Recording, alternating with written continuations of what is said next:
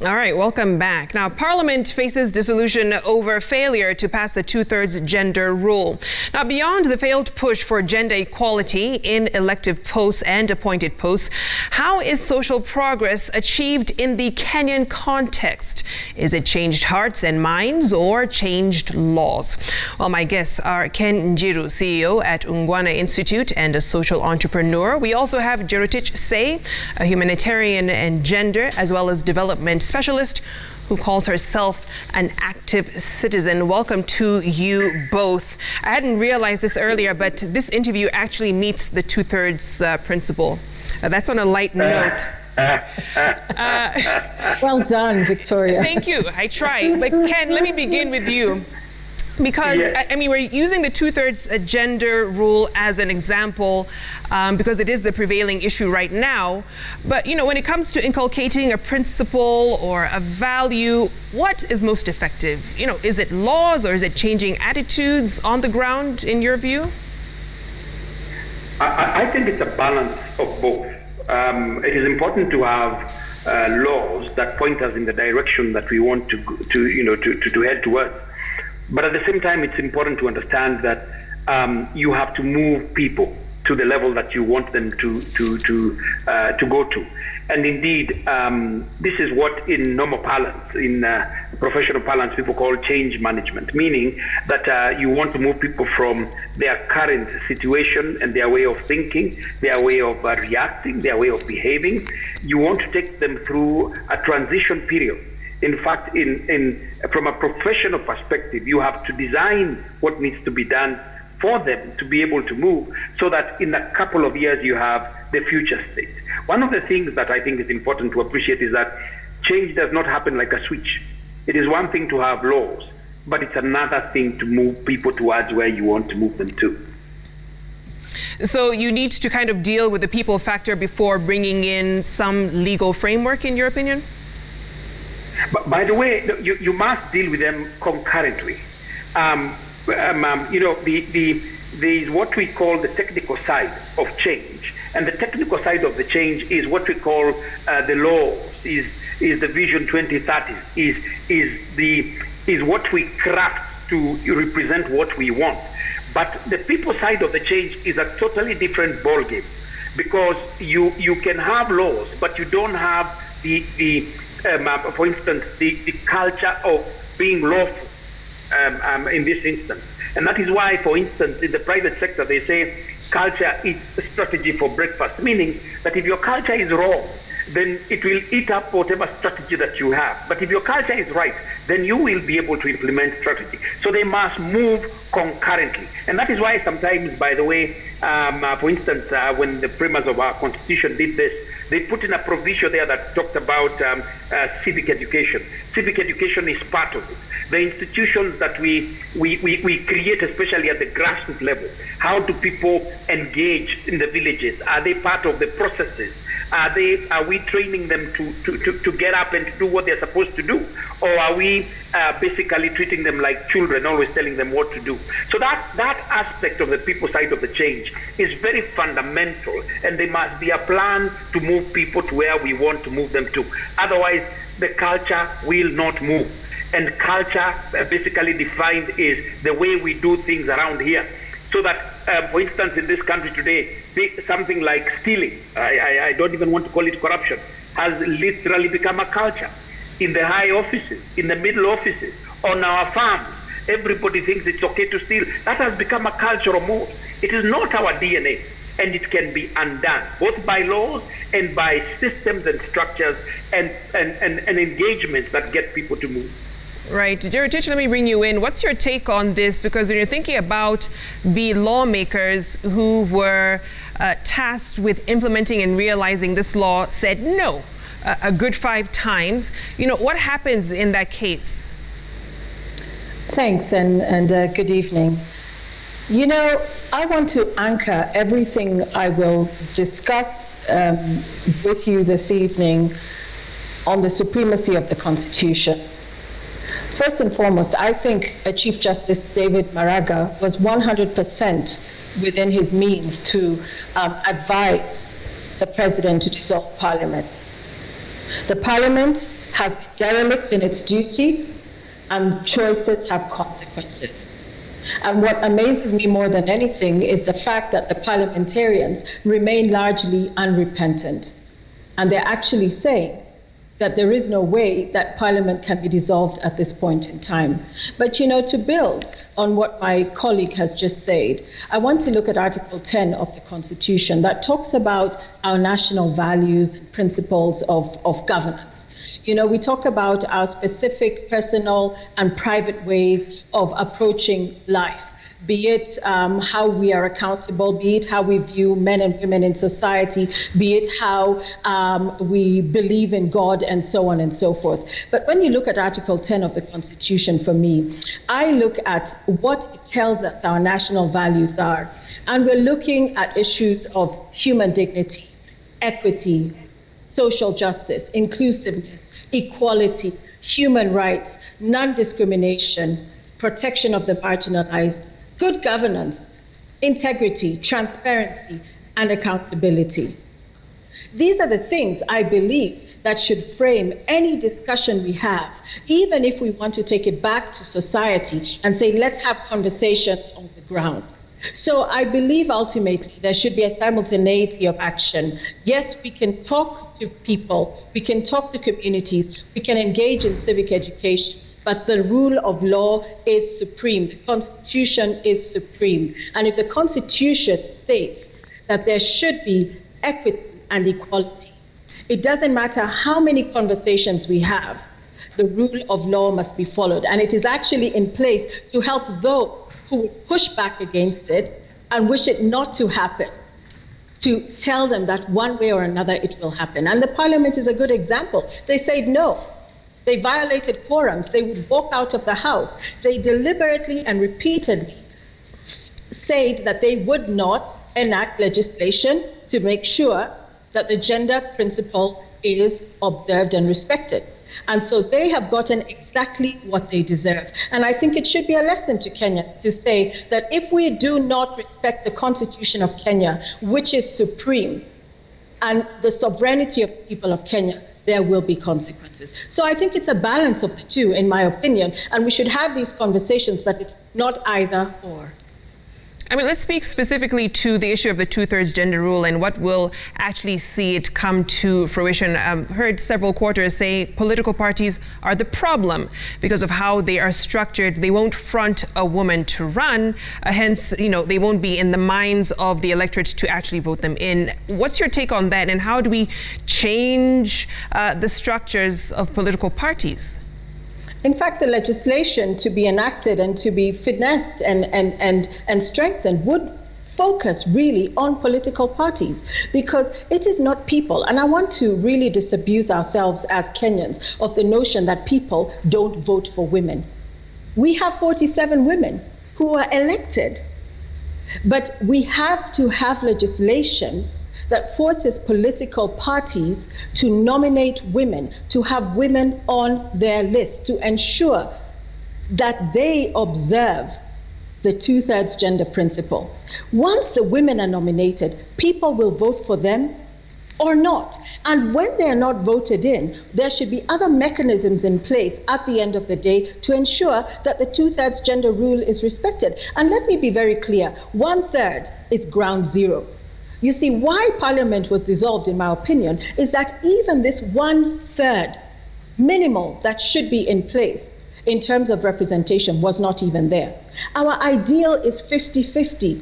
We want to have parity. Many countries all over the world are also working and striving towards this. But ultimately, you should have not more than 2/3 of any gender. So if it were the case for women, we'd be looking to see how to balance it so that not more than 2/3 happen to be women. In this case, we have 2/3 plus being men. And so yes, it goes back to the political parties. If political parties nominate women, people will vote for women. And right now what I see is a weaponization of gender. It's a weaponization of culture to say, no, we don't want to vote for women and we will not be forced to vote for women.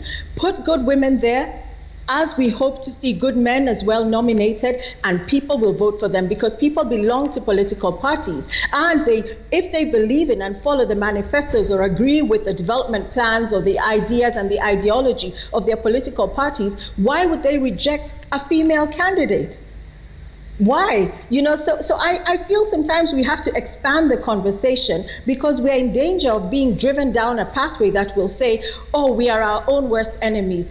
Even if Parliament enacted legislation, the people themselves would not vote for women. This is not true. Maybe 20 years ago, 30 years ago, but the work that has happened within the women's movement over the decades, I can even tell you that when I had my sons, they were not seen as citizens of this country because at that point in time, my citizenship as a woman was not fully guaranteed. The Constitution of Kenya 2010, as it was promulgated, guarantees equal rights for all Kenyans. So I really believe that at the end of the day, it goes back to the political parties, and it is incumbent upon them to respect the Constitution of Kenya, and it is incumbent upon the legislators to be the carers of their electorate and ensure that legislation is always in place that protects our values as the citizens of Kenya.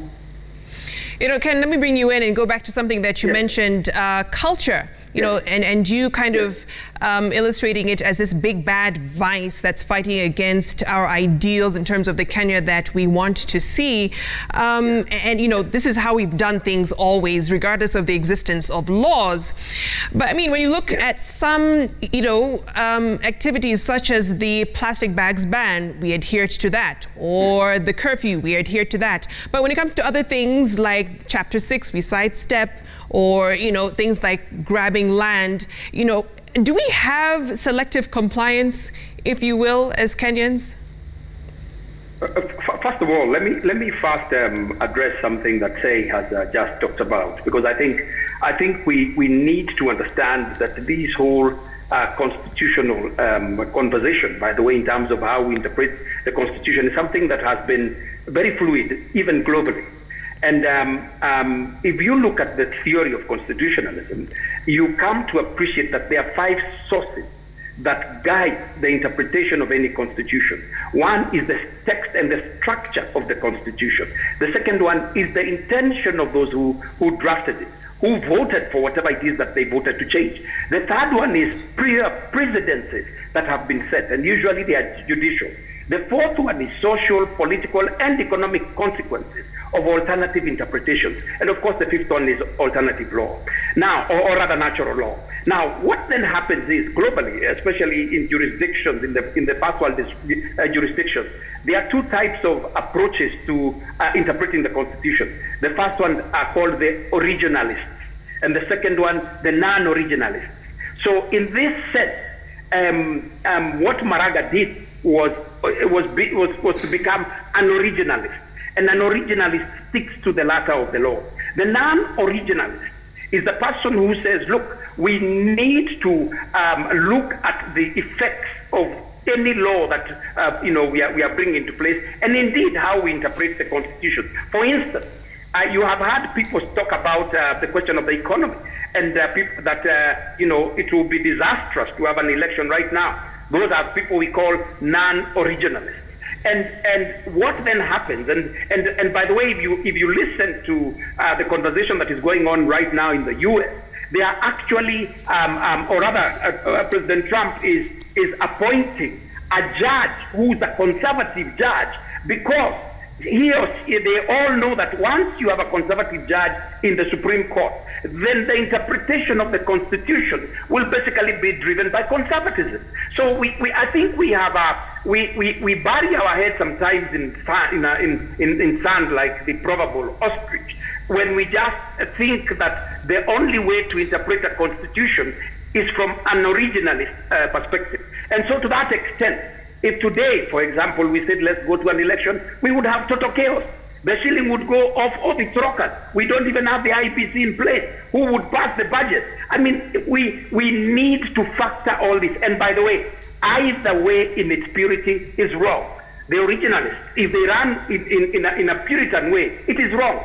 If the non-originalists run in a Puritan way, it is wrong. We must find a way that helps us move the conversation of gender equality through all aspects of our society.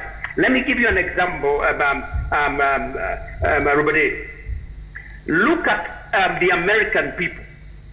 It is over 200 years since they declared that all men, and of course men then included women, were declared, were equal, and that they were endowed with certain inalienable rights, that amongst these are life, liberty, and the pursuit of happiness.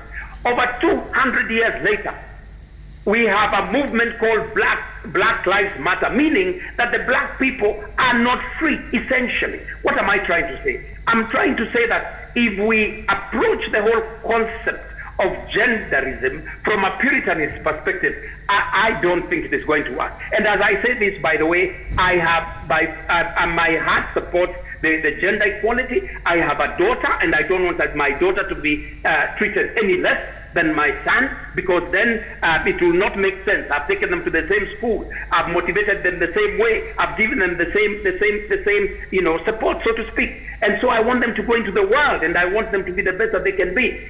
But over and above that, I think we have a scenario where we now need to come back to that animal, you're talking about, called culture, and to understand that you cannot undo culture overnight, and that if you don't address specific variables and mainsprings in the culture, then we will continue doing the same thing over and over and over again. Let me give you an example from a corporate perspective when I talk about culture.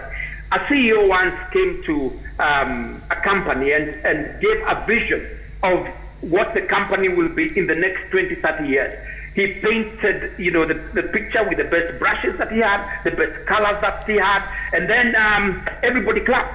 And so this guy goes home, and the wife looks at him and is very sad. And the wife asked him, "What's wrong? What happened at work?"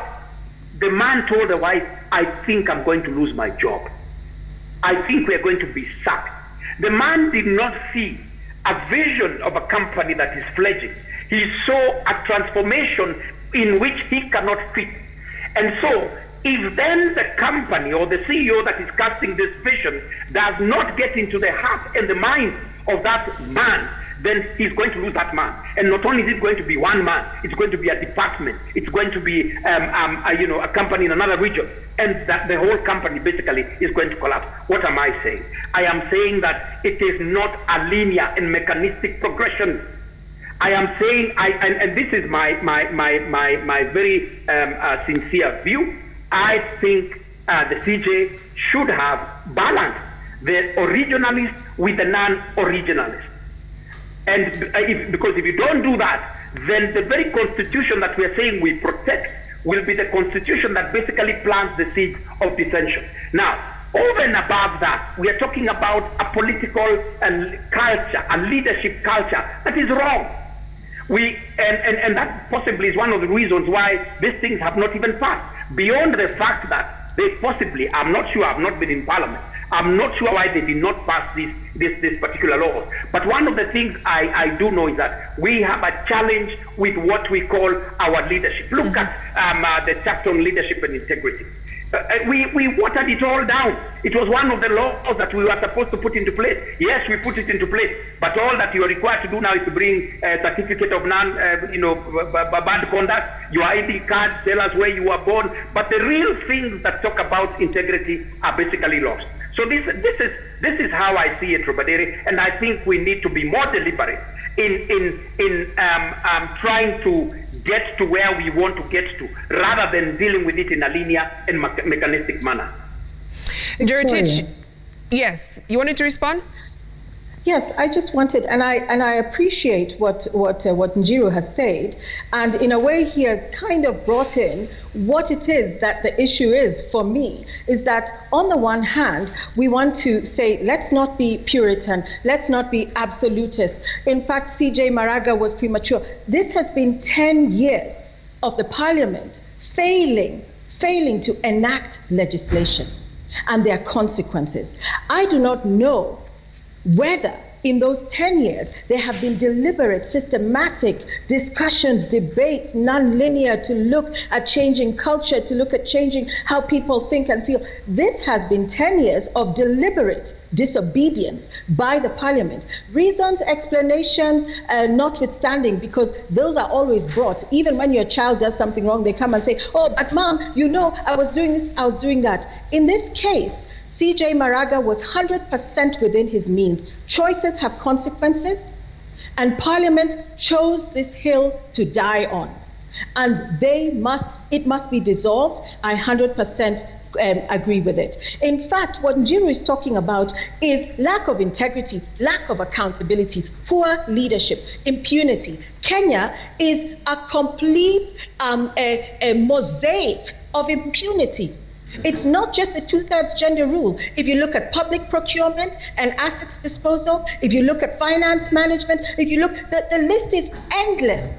Where we have theft, we have mismanagement, we have lack of integrity. There is that culture that we need to address. And I will not weaponize that culture that needs to be addressed by turning it into an issue of the ordinary Kenyan who is not following the rule of law or who subscribes to a particular culture. So if we want to discuss the culture of leadership, we can do that. But these people in leadership who are voted in for a specific reason understand that choices have consequences. And finally, when the consequences have landed, we're now being told, come on, be reasonable, let's have a discussion. They had 10 years. Dissolve Parliament. Njiru, and just on that point before I let you go, because of this issue of the social contract, you know, the electorate has been let down, as you've said, by the very men and women that they voted in to implement the Constitution. That has not happened fully. You know, but what does that say in terms of the undermining of the sovereignty of the people over time? What are you saying is undermining the sovereignty of the people, Victoria? Over time, you know, the fact that they haven't been able to implement the Constitution, has there been an undermining of the sovereignty of the people? Yes, yes. And the Constitution is all about the supremacy, the sovereignty of the people of Kenya. And every single law that is broken, every single law that we fail to enact, every form of impunity, every form of disobedience undermines the sovereignty of the people of Kenya. So yes, much as it might be unpalatable that it was this 2/3 issue that people thought, what are these women talking about anyway? Much as that may be offensive to some, that this is the reason why the Chief Justice has advised that Parliament be dissolved, it is really a watershed moment. It is drawing the line in the sand and saying there has been impunity after impunity after impunity, undermining the sovereignty of the people of Kenya, and we have said enough. Because right now, as the ordinary Kenyan stands, the woman who had to boil stones, the woman who had her hands chopped off by an irate lover, the thousands of girls who have been raped during this COVID period and are pregnant now. You talk about even issues of early marriage, you talk about FGM, you talk about all of these things. Yes, these are issues that if we choose to violate them, there should be rules, and there is the rule of law to protect the people of Kenya so that male or female were equal. So when we weaponize and we adjust our feelings about gender, Njiru has a daughter, I have sons, we can argue that we support the equality of all people, but at the end of the day, when push comes to shove, we don't want Parliament to face the consequences of its decision, and instead we want to turn the discussion to focus on ordinary wananchi. I say no. Let's start there. Let's start with the law. Let's start with the rule of law. Let Parliament go home. These discussions, civic education, societal transformation, it's not an event, it's a process. It will be going on for decades to come. But the Constitution exists for a reason, and that is to protect and maintain the sovereignty of the people of Kenya. Okay. Last word goes to Ken. Your response as we wrap up, briefly. I think one of the things that we need to disabuse ourselves from is that even we, the citizens, are innocent. Today, try and run for any political office. People want you to bribe. They're asking you for money. I mean, listen, I talked to a PLO and he'll tell you the type of thing that he went through.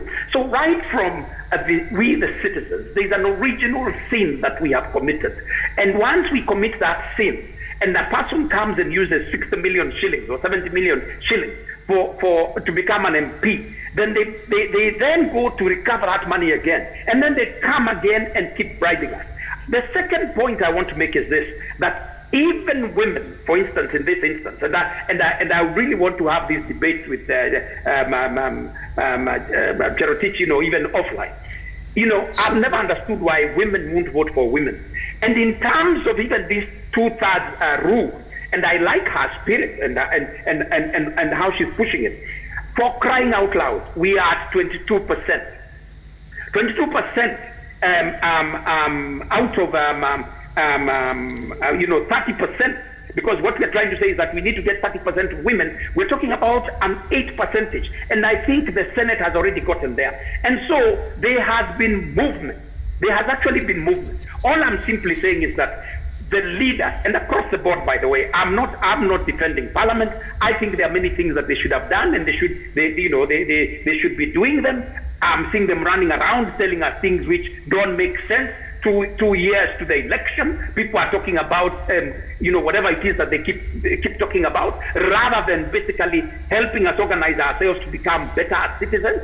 But over and above that, the minute we ignore the cultural mold within which we operate, I think we are going to lose it. Okay. And it's not going to happen. I said in America, by the way, we are talking about 200 years, and these guys are still talking about Black Lives Matter, despite the fact that this thing is in their constitution. Right. And I want to end by saying that what we are trying to do, sometimes I sit and ask myself, the first world democracies, whether we're talking about Britain, or you're talking about the US, or you're talking about France, they've not even attempted to do this, because there's a socio-cultural mold which they have to operate within. And so I'm saying, let us march towards that direction, but let us also understand that it must be done within a fledgling whole. The type of leaders that we elect, even as we the people, if we elect a corrupt leader, he or she is not going to do whatever they want to do. And I want to end by saying, I encourage women to get into the space. Okay. I salute Martha Karua. Nobody stops her. I salute Charity Ngilu. Nobody stops her. And so many other women who are in the political space go up against men and win. And I know they can win. Right. And so for me, Robadiri, I end by saying we need to understand that we must address the people side of the change at the same time with the laws. And we must understand that there is an originalist approach to the law, and there is a non-originalist approach to the law that must all be blended to build what I call a Ngwana Kenya. Fantastic. We have to leave it there. Thank you so much, Ken and Jerotich. So it is clear it has to be a simultaneous approach of changed minds and hearts and law in order to achieve the social progress we are looking to see. Let's take a look at some of your feedback before we close. This one on Twitter: Parliament has let us down by not legislating and passing law to enhance gender equity. This Parliament should be dissolved for failing to do their job. Same should apply to the county assemblies. Thank you for that, Kelvin.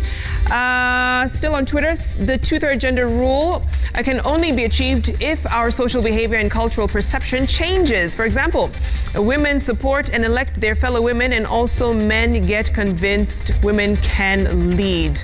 I know Jerotich is cringing at that comment. Do we have one more? All right, and that is it. Thank you so much for watching and for engaging in the conversation as well. That does it for Citizen Weekend. Thank you for watching. I'm Victoria Rubadiri. Sign language interpreter this evening has been Wilson Mushora. Stay tuned though. One Love coming up next.